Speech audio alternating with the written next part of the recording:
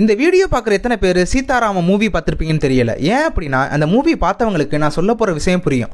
அந்த மூவியோட கிளைமேக்ஸில் கண்ணீர் விடுற அளவுக்கு சோகமாக முடிச்சிருப்பாங்க.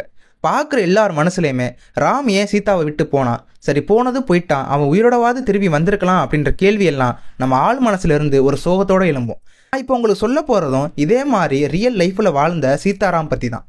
ரியல் லைஃப்பில் இவங்க பேர் அன்சுமன் சிங், ஸ்மிருதி சிங்.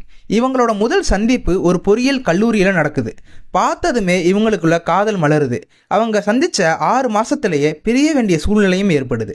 அன்சுமன் சிங் ஆயுதப்படை மருத்துவக் கல்லூரியில் சீட்டு கிடச்சி படிக்கிறதுக்காக அங்கே போயிடுறாரு.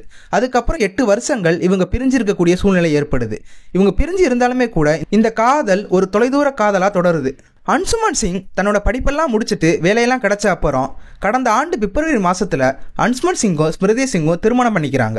நீண்ட கால காதல் திருமணத்தில் முடிகிறத விட பெரிய சந்தோஷம் வேற என்ன இருக்க போகுது.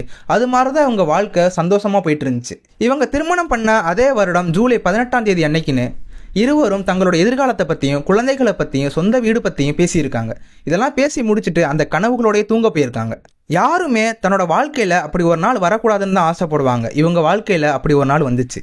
அன்னைக்கு ஜூலை 19 அவங்க பேசி தூங்க போன மறுநாள் இந்தியா பாகிஸ்தான் எல்லையில் சியாச்சின் அப்படின்ற பகுதியில் இருக்கக்கூடிய இராணுவத்துக்கு சொந்தமான வெடிமருந்து கிடங்குல மிகப்பெரிய தீ விபத்து ஏற்படுது. அங்கே தான் அன்சுமன் சிங்கும் பணியில் இருக்காரு. அந்த தீ விபத்தில் பல இராணுவ வீரர்களோட உயிரை காப்பாற்றுறாரு. ஆனால் அந்த தீ விபத்தில் சிக்கி அன்சுமன் சிங் இறந்து போயிடுறாரு. இதை விட ஒரு துக்கமான செய்தி ஸ்மிருதி சிங் அவர்களுக்கு வாழ்க்கையில் இருக்க முடியாது. சீதாராம மூவியில் கடைசியாக சீதா அழுகிற அந்த காட்சி தான் கண்ணில் வந்துச்சு. இந்த ஆண்டு அன்சுமன் சிங்குக்கு உயரிய விருதான கீர்த்தி சக்ரா அப்படின்ற விருதை அறிவிச்சிருந்தாங்க. இது அவரோட மனைவி ஸ்மிருதி சிங் அவர்கள் குடியரசுத் தலைவரோட கையில் வாங்கிக்கிட்டாங்க. இந்த விருதை வாங்கின அப்புறம் கொடுத்த பேட்டியில தான் நான் சொன்ன விஷயங்கள் எல்லாத்தையுமே அவங்க பகிர்ந்திருப்பாங்க.